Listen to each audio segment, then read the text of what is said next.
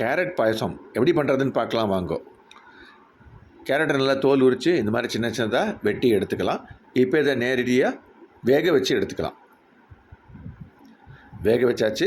இப்போ ஒரு கொஞ்சோண்டு நெய் விட்டு அதில் முந்திரி திராட்சை இது ரெண்டுத்தையும் பொரித்து எடுத்துக்கலாம்.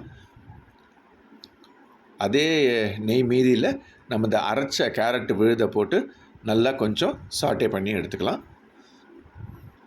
இப்போ இதோட கொஞ்சம் சர்க்கரை சேர்த்துக்கலாம்.